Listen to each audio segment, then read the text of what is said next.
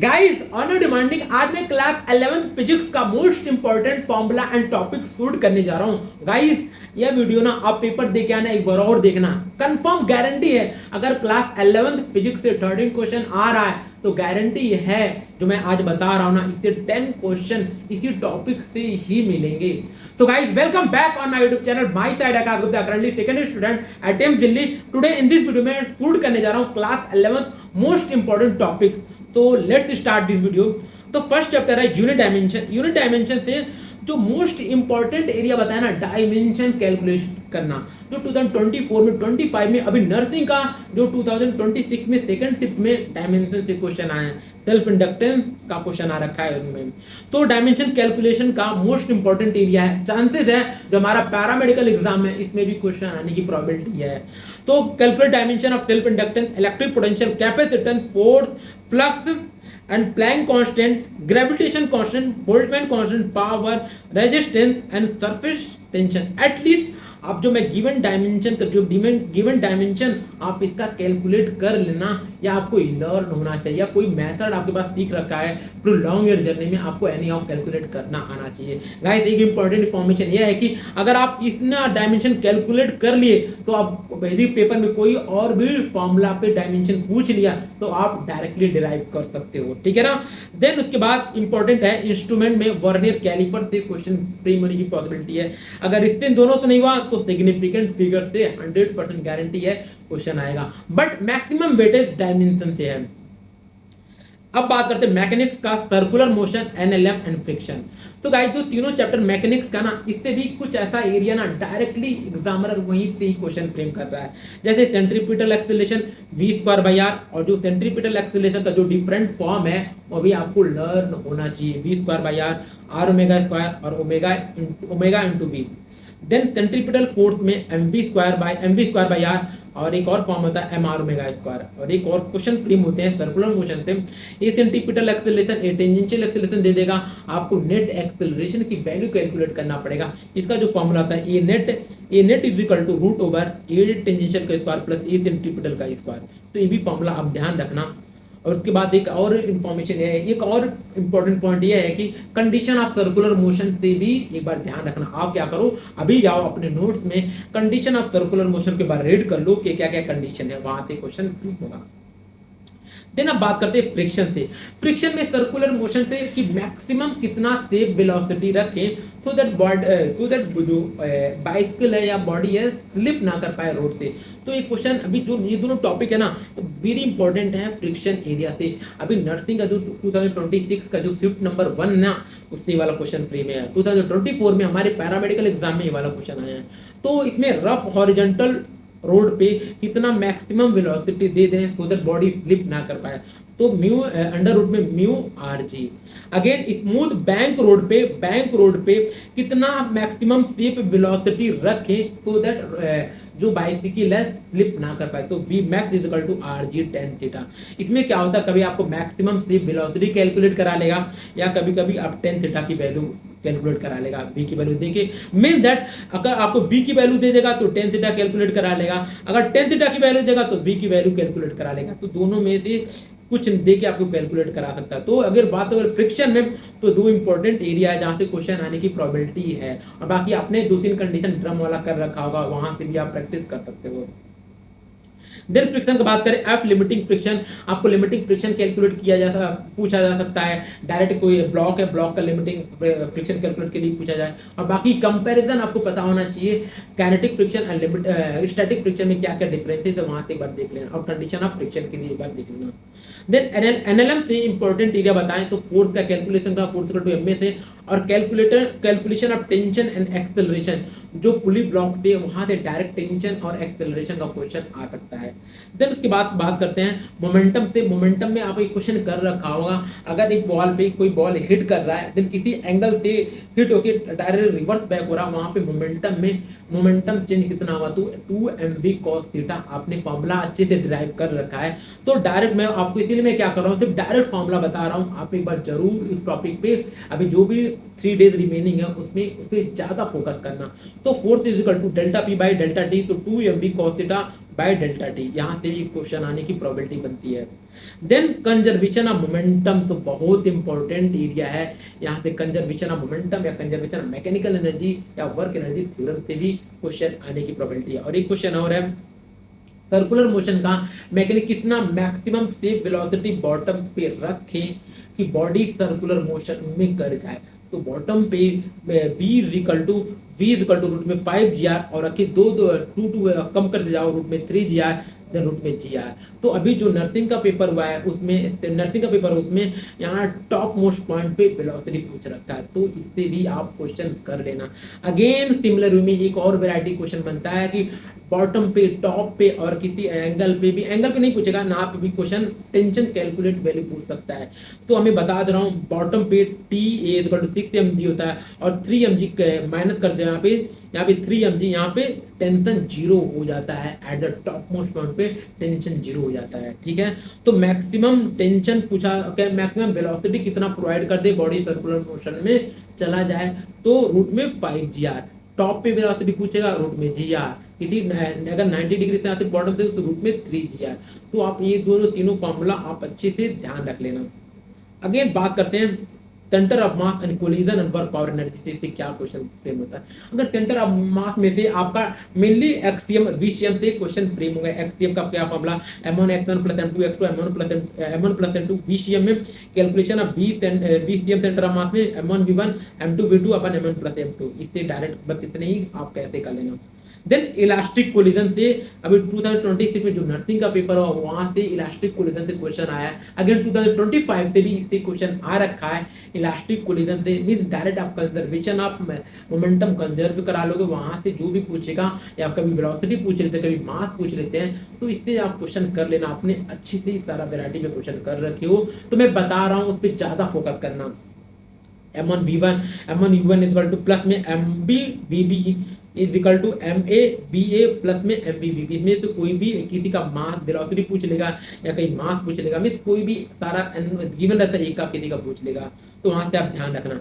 Then kinetic energy loss in elastic and perfectly inelastic collision में इसका formula होता है ना काइनेटिक एनर्जी लॉस का, एक बार वहां पे फॉर्मूला देख लेना, उससे भी चांसेस हैं कि काइनेटिक एनर्जी से क्वेश्चन फ्रेम आए। Then conservation of mechanical energy और वर्क एनर्जी थ्योरम से क्वेश्चन वर्क पावर एनर्जी से क्वेश्चन आएगा। देन वर्क पावर एनर्जी से work is equal to f dot s और f s cos theta, then integration of f dot dx, work done by the spring forces W is equal to minus में half k x square. तो very very important formula कि work done by the spring work is equal to minus में half k x square. Then kinetic energy and momentum के बीच में एक relation होता है, इसको भी ध्यान रखना। P is equal to mv आपको पता है, momentum is equal to mv होता है, kinetic energy is equal to half mv square. और काइनेटिक एनर्जी और मोमेंटम के बीच में relation kinetic energy is equal to p square by 2m, ये दोनों रिलेशन है। Kinetic energy is equal to p square by 2m से आपका रिलेशन पता होना चाहिए। कभी कभी क्या होता है इसमें परसेंटेज सेंस से भी क्वेश्चन बन जाते हैं, कभी कभी आपका रेशियो से क्वेश्चन फ्रेम हो जाएगा। काइनेटिक एनर्जी भी दे देगा तो मोमेंटम पूछ लेगा, अगर मोमेंटम दे देगा तो काइनेटिक एनर्जी से पूछे, तो इन दोनों का बीच का रिलेशन आपको अच्छे से पता होना चाहिए और परसेंटेज चेंज भी पता होना चाहिए इससे। Then potential energy stored in spring, ये भी रिसेंट में जो अभी नर्सिंग का पेपर हुआ उसमें भी सिमिलर क्वेश्चन आया है और सिमिलर में 2024 के एग्जाम में सिमिलर क्वेश्चन पूछ रखा है। Potential energy stored in spring, तो potential energy store in the spring u delta you equal to final u final में यू इनिशियल, तो हाफ के x2 का स्क्वायर माइनस x1 का स्क्वायर, और देन के का फोर्स कांस्टेंट होता है और पोटेंशियल एनर्जी सिंपल में half k x square direct, ये भी आपको याद होना चाहिए। Means potential energy direct most important area है जहां से क्वेश्चन एग्जामिनर फ्रेम कर रहा है। और गाइस अभी नर्सिंग का जो पेपर हुआ ना उसमें भी इससे क्वेश्चन हुए हैं। And power equal to work done per unit time में, वर्क डन में mgs से भी वर्क डन में mgs से भी क्वेश्चन फ्रेम कर सकता है, dw बाय dt से यहाँ से भी क्वेश्चन फ्रेम कर सकता है। और एक फॉर्मूला और होता है पावर के लिए, power equal to f dot v से भी क्वेश्चन आने की प्रोबेबिलिटी है।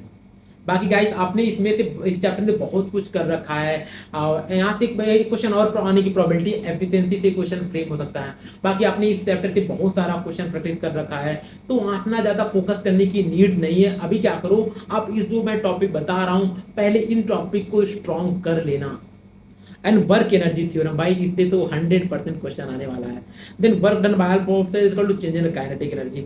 और एक क्वेश्चन और नर्सिंग से इसी साल में शिफ्ट 2 में क्वेश्चन पूछ रखा है कि अगर किसी ब्लॉक को वी वेलोसिटी दे दें और स्प्रिंग कितना कंप्रेस होगा, तो इसमें direct conservation of mechanical energy half m v square is equal to half k x square.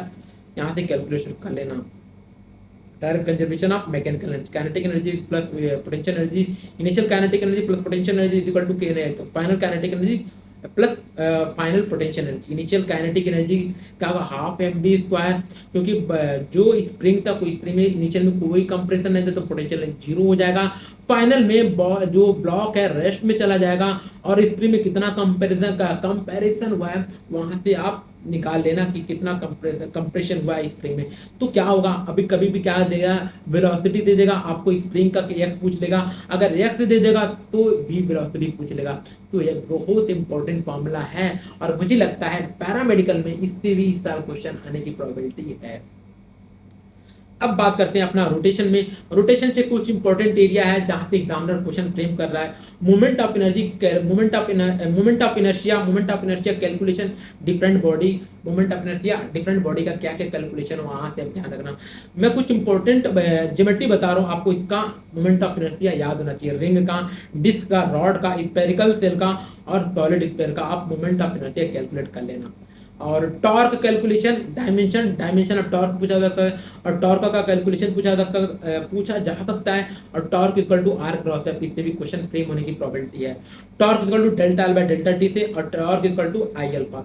तो guys torque equal to I alpha से क्वेश्चन वेरी इंपॉर्टेंट फॉर्मूला है, तो इसको भी आप अच्छे से स्ट्रॉन्ग कर लेना। और L equal to I omega, ये भी इंपॉर्टेंट है। तो kinetic energy is equal to half I omega square. And conservation of angular momentum से भी एक क्वेश्चन बनने की प्रोबेबिलिटी है।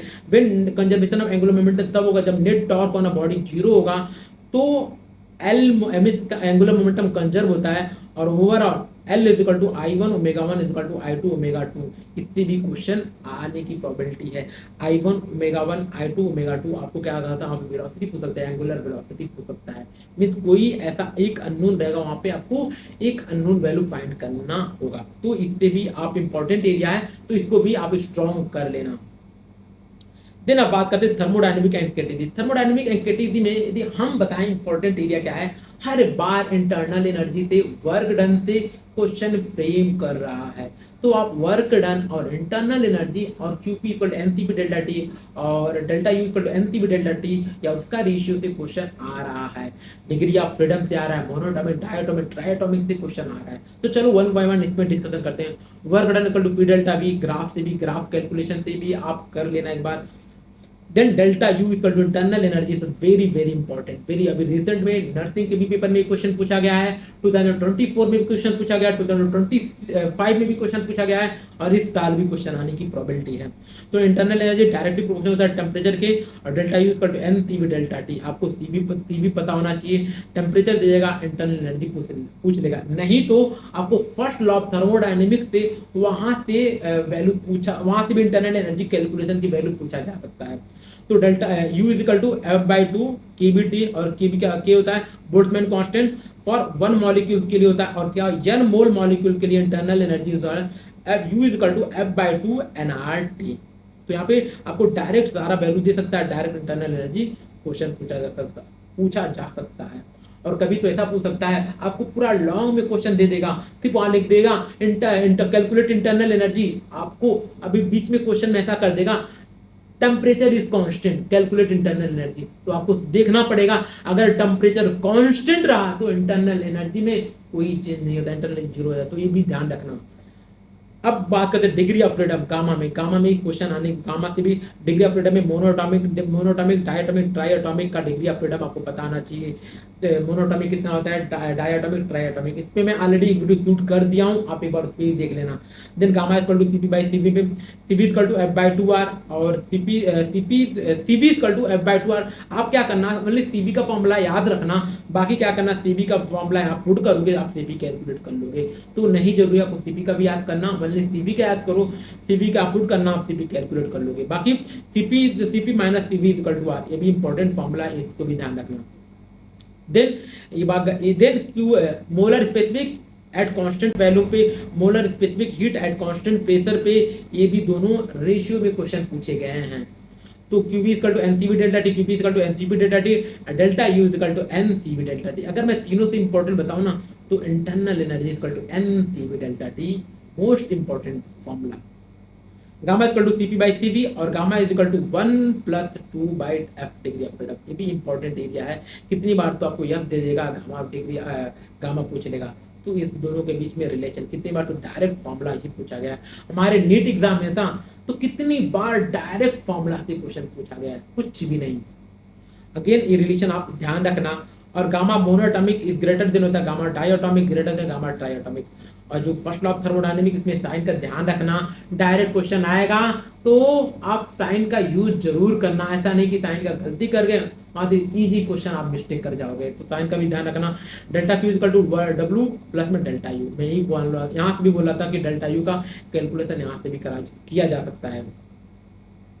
देन जो डिफरेंट प्रोसेस है, आइसोबारिक में प्रेशर कांस्टेंट, आइसोकोरिक में वैल्यूम कांस्टेंट, आइसोथर्मल में टेंपरेचर कांस्टेंट, एडियाबैटिक में delta Q constant. and work done by isothermal process में 2.303 RT log 10 V2 minus V1 V2 upon V1 and 2.303 RT log 10 upon P1 by P2 से भी question आने की probability of work done by isothermal. Then for isothermal में delta T constant होता है, इसलिए internal energy में चेंज जीरो हो जाता है। Delta you equal to NCB delta T zero है। ये मैं क्वेश्चन बोल रहा था, अगर आइसोथर्मल लिख दे आपको क्वेश्चन बड़ा में सब कुछ दे देगा, लिख देगा एट अ कांस्टेंट टेम्परेचर और डेल्टा आइसोथर्मल लिख देगा, समझ जाना टेम्परेचर कांस्टेंट तो delta you equal to zero हो जाएगा। तो इस क्वेश्चन को ध्यान से रख करना। And slope of isothermal minus में पीवी और एडियाबैटिक के लिए स्लोप होता है गामा टाइम में पी बाई वी, तो इसको भी ध्यान रखना। तो फॉर एडियाबैटिक में delta Q equal to zero और डिफरेंट फॉर्म होता है एडियाबैटिक का, उसको आप एक बार लर्न कर लेना। पीवी पे power gamma equal to constant, T के पावर टीवी पे पावर गामा -1 कांस्टेंट, टी पे गामा और पी पे 1 minus gamma equal to constant. तो कभी क्वेश्चन ऐसा फ्रेम हो जाएगा, आपको 3 दे देगा, पूछ लेगा which of the following is not correct option for adiabatic processes, तो जो अलग होगा वो आंसर चला जाएगा, बाकी तीनों आपका सही हो जाएगा। बाकी स्लोप ऑफ एडियाबैटिक में बता दिया माइनस में gamma times P by V. और गाइस स्लोप पूछा जा सकता है कि किसका स्लोप ज्यादा होता है, तो slope of adiabatic is greater then isothermal. और डिफरेंट प्रोसेसेस में किसका वर्क डन ज्यादा होता है, वह भी क्वेश्चन आने की प्रोबेबिलिटी बनती है। आइसोबारिक में टोटल वर्क डन ज्यादा होता है, क्यों ज्यादा होता है, क्योंकि इसमें एरिया ज्यादा होता है। देन उसके बाद आइसोथर्मल में, देन उसके बाद एडियाबैटिक में, सबसे कम आइसोकोरिक में। तो ये भी अच्छे से एनालिसिस कर लेना। तो वर्क डन आइसोबारिक ज्यादा, वर्क डन आइसोथर्मल उससे कम, एडियाबैटिक उससे कम, आइसोकोरिक उससे कम। देन बात करते हैं ग्रेविटेशन। गाइस एक बात और बताऊं, अगर आपका ग्रेविटेशन चैप्टर स्ट्रांग है तो आपका इलेक्ट्रोस्टैटिक स्ट्रांग है, क्योंकि दोनों में सिमिलर फॉर्मूला होते हैं, बाकी कुछ जगह डिफरेंसेस होते हैं। तो आप ग्रेविटेशन अच्छे से कर लो तो आपका इलेक्ट्रोस्टैट स्ट्रांग हो जाएगा। तो ग्रेविटेशन में आपको कूलॉम, ग्रेविटेशन में F equal to G(m1m2 by r²), आपको जो G का है इसमें आपका इसका डायमेंशन का वैल्यू पता होना चाहिए। And then superposition theorem, superposition में अलग अलग ज्योमेट्री में, जैसे आपने इलेक्ट्रोस्टैटिक में अलग अलग चार्ट देके आपको नेट फोर्स पूछा जा सकता है, तो सिमिलर पैटर्न में यहाँ पर भी अलग अलग मास देकर आपको नेट फोर्स कैलकुलेट किया जा सकता है। तो इससे भी क्वेश्चन आने की प्रोबेबिलिटी है। अभी जो नर्सिंग का शिफ्ट नंबर 2 हुआ था उसमें चार्ज से रिलेटेड क्वेश्चन पूछा है, तो मे भी चांसेस हैं इस बार आप में ग्रेविटेशन से मास रिलेटेड क्वेश्चन पूछ ले। वहां पे डिफरेंट बॉडी ज्योमेट्री में आपको अलग अलग मास दे देगा, आपको पूछेगा नेट फोर्स ऑन किसी बॉडी पूछ देगा। तो gravitational field intensity I equal to F by M, F equal to Gm(m)(2) by r² रखोगे तो यहाँ वैल्यू F का वैल्यू पुट करोगे तो इंटेंसिटी आ जाएगा Gm/r²। तो इसको भी ध्यान रखना और इंटेंसिटी का भी डायमेंशन भी कैलकुलेट कर लेना। देन अगेन आपने जो इलेक्ट्रोस्टैट में हॉलो स्फीयर, सॉलिड स्फीयर पे अलग अलग क्वेश्चन कर रखा था, सिमिलर पैटर्न में यहाँ पे भी क्वेश्चन बनने की प्रोबेबिलिटी है। तो सिमिलर में यदि हॉलो स्फीयर है तो इन साइड में क्या होगा, सरफेस में क्या होगा और आउटसाइड में क्या होगा। तो I out equal to minus में GM by R square, I surface पे माइनस में GM by R square, I inside में 0 होता है और इसका ग्राफ से क्वेश्चन आने की प्रोबेबिलिटी है। तो ग्राफ से भी एक बार देख लेना, जैसे आपने इलेक्ट्रोस्टैट में देख रखा था, सिमिलर वे में आप सेम पैटर्न में जाएगा। अगेन सॉलिड स्फीयर में माइनस में GM by R square, outer में GM by R square, in surface पे होता है minus GM by R square और इनसाइड वाला में वैल्यू होता है जीएम आर बाई आर के पावर की होता है। तो ये इनसाइड वाला ध्यान रख लेना, फिर उसका ग्राफ में बता दिया हूँ। एक्सेलरेशन ड्यू टू ग्रेविटी भी इंपॉर्टेंट एरिया है, g naught is equal to G M E by R square. और अगर mass constant means in the form of density के फॉर्म में रिलेशन पूछ लिया गया तो 4/3 पाई आर जी रो, तो यहाँ से भी क्वेश्चन आने की प्रोबेबिलिटी है। अगर मास कांस्टेंट रहेगा तो acceleration due to gravity inversely proportional to the radius का स्क्वायर होता है। अगर डेंसिटी कांस्टेंट होगा तो acceleration due to gravity directly proportional to the R होता है। गाइस इसमें ना आपका रेशियो से क्वेश्चन पूछा जा सकता है, कभी मास कांस्टेंट दे देगा, रेडियस में रिलेशन पूछ लेगा, कभी डेंसिटी कांस्टेंट दे देगा तो रेडियस का क्या वैल्यू होगा। तो दोनों आपका रिलेशन याद होना चाहिए। Again above the surface of earth delta G में क्या चेंज होगा, तो जी नॉट अपान में 1 plus H by R E का होल स्क्वायर, ये भी देख लेना आप। और आपने इसी का एक और फॉर्म देख रखा होगा, g naught R square upon under bracket R plus H का होल स्क्वायर, ये भी आप एक बार देख लेना। And again above the earth जाने पे delta gravitation acceleration due to gravity में क्या चेंज होता है, सिमिलर पैटर्न में बिलो द अर्थ जाने पे एक्सेलरेशन ड्यू टू ग्रेविटी में क्या चेंज होता है उस पे भी क्वेश्चन आने की प्रोबेबिलिटी है। तो g at depth is equal to g under bracket में 1 minus T by R. Again percentage change से दोनों से क्वेश्चन आने की प्रोबेबिलिटी है। परसेंटेज चेंज में delta percentage change at height में माइनस में 2h बाई आर इंटू 100 और परसेंटेज चेंज एट डेप्थ में माइनस में डी बाई आर इंटू 100। तो ये भी दोनों फॉर्मूला याद रखना। और एक बात और, थ्योरेटिकल में क्वेश्चन क्या पूछा जा सकता है, अगर इससे क्वेश्चन फ्रेम हुआ तो gravity at a pole is greater than the gravity at equator, इसको भी ध्यान रखना। मींस अगर कोई भी चीज हम इक्वेटर से पोल पे ले जा रहे हैं तो वहाँ पे पोल पे इसके वेट ज्यादा दिखाई देगा कंपेयर टू एट इक्वेटर में। तो ये चीजें अच्छे से ध्यान रखना। ग्रेविटेशन पोटेंशियल एनर्जी का फॉर्मूला यूज कर टू माइनस में G M naught by R और potential U naught by M naught और माइनस में जी एम बाई आर, इसको भी देख लेना। तो पोटेंशियल आ गया जी एम बाई आर हो गया,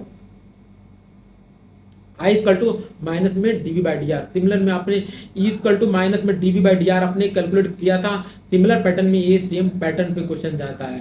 तो gravitation potential due to combine of point mass, similar में ग्रेविटेशन पोटेंशियल पूछा जा सकता है। डिफरेंट कोई ज्योमेट्री दे देगा आपको, डिफरेंट ज्योमेट्री में आपका मास दे देगा, वहां से ग्रेविटेशन पोटेंशियल पूछा जा सकता है। सिमिलर में एक पैटर्न और बनता है, ग्रेविटेशन पोटेंशियल एनर्जी पूछा जा सकता है। तो दोनों चीज को ध्यान रखना। Again gravitation potential due to uniform thin shell में क्या होगा, ग्रेविटेशन पोटेंशियल में अगेन आपने इलेक्ट्रोस्टैट में कर रखा है, सिमिलर पैटर्न में यहाँ पे भी चलेगा।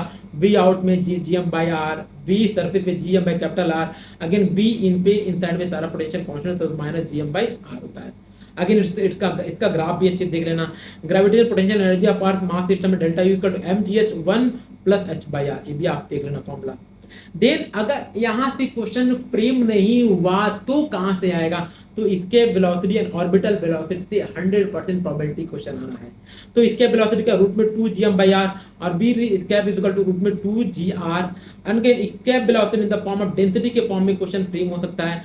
अगर डेंसिटी कांस्टेंट होगा तो escape velocity direct proportional to the r होता है। अगर मास कांस्टेंट होगा तो escape velocity inverse proportional to the root में अंडर r होता है। तो इसमें भी रेशियो से क्वेश्चन पूछा जा सकता है। टू डिफरेंट स्केप बॉडी दे देगा, वहां से स्केप वेलोसिटी का रिलेशन पूछा जा सकता है। Again relation between escape velocity और ऑर्बिटल वेलोसिटी का डायरेक्ट रेशियो में क्वेश्चन पूछा जा सकता है। Ratio of escape velocity to the orbital velocity is equal to root time. Then again V orbital velocity root में gm by R plus time period of satellite भी देख लेना। Time period directly proportional to the root में k अपन r की power 3/2 और time की square directly proportional to r की पावर 3। तो ये भी फॉर्मूला इंपॉर्टेंट है, तो इसको भी ध्यान रखना। Time period equal to direct proportional to r की पावर 3/2, इससे भी रेशियो से क्वेश्चन आने की प्रोबेबिलिटी है। देन केपलर्स लॉ से इससे चांसेस कम है, बट एक बार देख लेना आप, L/2m कांस्टेंट होता है और energy of satellite energy of satellite भी आप एक बार फॉर्मूला देख लेना, बट चांसेस से कम क्वेश्चन आने की प्रोबेबिलिटी है। बाकी क्वेश्चन और आने की प्रोबेबिलिटी है। Potential energy, kinetic energy, total energy के बीच में तीनों का क्या क्या रिलेशन होता है। तो -1:2 और +1/2 माइनस में 1/2, तो इससे भी क्वेश्चन आने की प्रोबेबिलिटी है। बाकी आप एक बार एक बार फॉर्मूला रिवाइज कर लेना, देख लेना कि सो दैट अगर इससे क्वेश्चन फ्रेम होगा तो आप सो दैट आप एग्जाम में क्वेश्चन कर जाओ। बाकी गाइस फॉर्मूला जो भी क्वेश्चन हमारे पैरामेडिकल में आने वाला है डायरेक्ट फॉर्मूला पे क्वेश्चन आएगा। देन उसके बाद बात करते हैं फ्लूइड मैकेनिक्स। फ्लूइड मैकेनिक्स से क्या क्वेश्चन बन सकता है, क्या पास्कल था, यूट्यूब से, आर्किमिडीज प्रिंसिपल से, equation of continuity very very important, A1 V1 A2 V2 से क्वेश्चन, और बर्नौलीज थ्योरम से भाई क्वेश्चन तो 100% आएगा बर्नौलीज थ्योरम से। अभी 2020 जो 6 नर्सिंग का पेपर हुआ उसमें भी आया है। 2024 में हम लोग एग्जाम जब हम लोग गए थे तो उस समय भी पेपर आया था बर्नौलीज थ्योरम से। तो इस बार भी आने की प्रोबेबिलिटी है बर्नौलीज थ्योरम से क्वेश्चन, नहीं तो इक्वेशन ऑफ कॉन्टिन्यूटी से आ जाएगा। आपने एक क्वेश्चन कर रखा था विंड में, wind is flowing outside than pressure inside, दो जगह प्रेशर दे देगा। क्या होता था ना, विंड फ्लो करता था, आपका जो छत उड़ जाता था, वहां से प्रेशर डिफरेंस का क्वेश्चन फ्रेम हो सकता है। आपने क्वेश्चन कर रखा था तो वहां से आपको मैं बता रहा हूँ। तो डेल्टा पी में रिलेशन क्या होता है, half rho V1 square minus में V2 स्क्वायर, तो इससे भी क्वेश्चन आने की प्रोबेबिलिटी है। इस बार तो नर्सिंग में इससे रिलेटेड क्वेश्चन आया था, change in pressure half rho V1 square minus V2 square, तो very very important. Delta P upper and lower surface में क्या होता है, half rho V1 square minus V2 का स्क्वायर। अगेन आप इससे क्या एक क्वेश्चन और आगे वैरायटी में क्या कर सकता है, तो pressure equal to force per unit area, आपसे आप फोर्स पूछ सकता है। तो आपको क्या करना है, डेल्टा पी का वैल्यू कैलकुलेट कर लेना, ए से मल्टीप्लाई करना, आपका फोर्स आ जाएगा। अगेन अगर इन सबसे क्वेश्चन नहीं हुआ तो विस्कोसिटी से cohesive force F equal to eta minus में eta A D V by D X में डीवी बाई डीएल, और यहाँ पे नीटा की जो वैल्यू है डायमेंशन कैलकुलेट किया आपको करने आना चाहिए। देन स्टोक लॉ से force equal to 6 pi eta R B. Terminal velocity भी एक इंपॉर्टेंट फॉर्मूला बनता है जहां से हमारे पैरामेडिकल में क्वेश्चन आने की प्रोबेबिलिटी है। ये भी बहुत इंपॉर्टेंट फॉर्मूला है, डायरेक्ट रेशियो से क्वेश्चन बनता है। With terminal velocity direct proportional to the R square होता है। क्या होगा, आपको रेशियो कैलकुलेट करने का क्वेश्चन आ सकता है। तो प्लीज आप जो डायरेक्ट रिलेशन का मैं जितना भी फॉर्मूला बताया हूं ना, प्लीज आप एक नोट में जरूर नोट कर लेना कि कौन कौन डायरेक्ट प्रोपोर्शन का रिलेशन होता है, क्योंकि ना ज्यादा से 3 आप देखना 5 से 6 क्वेश्चन ऐसा मिलेगा जो डायरेक्ट प्रोपोर्शन से और इनवर्स प्रोपोर्शन से क्वेश्चन हमारे एग्जाम में आने वाला है। तो आप देख लेना कि आप कर लोगे कि नहीं, अब तभी कर पाओगे जब आपके पास में एक फॉर्मूला फिट होगा तब। Then surface tension, force per unit length, surface energy equal to splitting drop वाला आपने क्वेश्चन कर रखा है, तो वहां से भी क्वेश्चन बनने की प्रोबेबिलिटी है। बाकी फ्लूइड में आप ज्यादा कुछ मत करना, जितना मैं बताया हूं उतना ही कर लेना, इससे क्वेश्चन मिलने की प्रोबेबिलिटी बन जाएगी। और जहां तक मुझे लगता है 100% मेरे ही टॉपिक से क्वेश्चन आएगा ही आएगा। बाकी young modulus and stress strain वाला भी फॉर्मूला आप एक बार देख लेना कि रेशियो से भी क्वेश्चन बन सकता है वहां से। बाकी दिन आते हैं एसएचएम में x equal to a sin omega t plus pi, यहाँ से x का डिस्प्लेसमेंट, वेलोसिटी, एक्सेलरेशन का तीनों डिफरेंट फॉर्म आपको आना चाहिए कैलकुलेट करने। Again omega equal to 2/t, omega से पूछ सकते हैं 2πf से यहाँ से फ्रीक्वेंसी पूछा जा सकता है, तो ये बात भी देख लेना, टाइम पीरियड भी पूछा जा सकता है। स्पीड ऑफ पार्टिकल में क्या होगा, ये दे देगा, x दे देगा, आपको स्पीड ऑफ पार्टिकल पूछ लेगा। अगेन इसमें भी सेम वैरायटी से क्वेश्चन पूछ सकता है, रेशियो से रिलेशन क्वेश्चन पूछा जा सकता है। Again v equal to omega root में a square minus max square, v maximum velocity कितना होगा, e ओमेगा। अगेन ओमेगा का रिलेशन रूट में k बाई एम आपको अच्छे से आना चाहिए। अपोजिशन एंड टाइम रिलेशन का आपने अच्छे से कर रखा होगा। अगर t/4 पे कहाँ पार्टिकल होगा, t/2 पे कहाँ पार्टिकल होगा, t पे कहाँ पार्टिकल होगा, तो ये वाला क्वेश्चन एक बार कर रखे, एक बार प्लीज उस पर देख लेना। अगर इन सबसे क्वेश्चन नहीं बना तो टाइम पीरियड और पोजिशन से क्वेश्चन आने की प्रोबेबिलिटी है, समझ गए ना। और एक्सेलरेशन ओमेगा माइनस में ओमेगा स्क्वायर एक्स, यहाँ से भी सिमिलर वे रेशियो से क्वेश्चन बन सकता है। और एट द मीन पोजीशन एक मैं थोड़ा सा बता देता हूँ, हिंट दे देता हूँ। मीन पोजीशन पे काइनेटिक एनर्जी मैक्सिमम होता है, पोटेंशियल एनर्जी 0 होता है, total energy equal to kinetic energy होता है। कोई बॉडी यदि एसएचएम कर रहा है तो मीन पोजीशन पे इसकी काइनेटिक एनर्जी मैक्सिमम होती है और मीन पोजीशन पे इसकी पोटेंशियल एनर्जी 0 होती है। और total energy equal to kinetic energy होता है। सिमिलर वे में आप कहाँ पे एक्सट्रीम पोजीशन पे कैलकुलेट कर लेना, क्योंकि एक्सट्रीम अगर यहाँ पे मीन पोजीशन पे टोटल काइनेटिक एनर्जी ज्यादा है तो सिमिलर वे में आपका एक्सट्रीम पोजीशन पे पोटेंशियल एनर्जी ज्यादा होगा, काइनेटिक एनर्जी जीरो होगा। तो आपका इसके पे कॉन्सेप्ट क्लियर होना चाहिए। सिमिलर में फ्रीक्वेंसी से कहाँ फ्रीक्वेंसी में डबल होता है, ट्रिपल होता है, एक बार उस पर भी क्वेश्चन आप देख लेना अपने नोट्स में एक बार। Then time period of spring mass system से T equal to 2 pi root में m by K. Again similar way में आपसे डायरेक्ट रेशियो पूछा जा सकता है, टी डायरेक्ट रूट में m। तो यहाँ से भी आप एक बार देख लेना। अब वेव मोशन, वेव ऑप्टिक नहीं, वेव मोशन। तो वेव से क्या क्वेश्चन बनने की प्रोबेबिलिटी है? वेव से अगेन वेलोसिटी ऑफ वेव पूछा जा सकता है, velocity of wave omega by K, lambda by T और लैम्डा एफ। यहाँ से भी आप इसका रिलेशन देख लेना। And omega equal to 2 pi by T, K equal to 2 pi by lambda. Again omega का वैल्यू, के का वैल्यू पुटअप करोगे तो लैम्डा बाई टी आ जाएगा। Omega by K equal to omega 2 pi by T और K का value 2 pi by lambda. तो यहाँ 2 pi cancel, lambda by T. तो यहाँ से भी क्वेश्चन आने की प्रोबेबिलिटी है, ये भी देख लेना एक बार। Again velocity of sound is equal to gamma R T by M. तो यहाँ भी आपको अगेन वेलोसिटी ऑफ साउंड में रिलेशन रेशियो से क्वेश्चन पूछा जा सकता है। हमारे समय में जब मैं 2024 में पेपर में दिया था, इससे एक क्वेश्चन बने थे, अलग अलग टाइम टेम्परेचर दे रखा था, वहां से हम लोग वेलोसिटी कैलकुलेट किए थे। तो velocity directly proportional to the temperature होता है, ये चीज ध्यान रखना। Velocity direct proportional to temperature, इस चीज को आप ध्यान रख लेना। तो इसमें क्या पूछा जा सकता है? रेशियो पूछा जा सकता है, और मास से भी molar mass of the gases, वहां से भी कैलकुलेशन किया जा सकता है। तो आप ध्यान रखना। अगेन एक होता है कंस्ट्रक्टिव डिस्ट्रक्टिव इंटरफेरेंस होता है, वहां से भी क्वेश्चन आने की प्रोबेबिलिटी है। A max A1 plus A2, A1 plus A2, I max का फॉर्मूला होता है रूट में I1 प्लस रूट में I2 का होल स्क्वायर। इससे भी क्वेश्चन एक बार देख लेना। पाई इक्वल टू 2 कंस्ट्रक्टिव में डिस्ट्रक्टिव में सिमिलर होता है। ए माइनस ए मीन का A minus A1 minus A2, I mean में रूट में अंडर I1 माइनस रूट में अंडर I2 का होल स्क्वायर। तो कंस्ट्रक्टिव डिस्ट्रक्टिव इंटरफेरेंस एक बार देख लेना। Formation of stationary wave in string and sonometer wire. तो फ्रीक्वेंसी पूछा जाता है V/2L। और फंडामेंटल और फर्स्ट हार्मोनिक, ऐसे सिमिलर में फ्रीक्वेंसी फंडामेंटल फर्स्ट हार्मोनिक क्या होता है? V/2L। अगेन सिमिलर में second harmonic, third harmonic, fourth harmonic से क्वेश्चन आने की प्रोबेबिलिटी बनती है गाइस।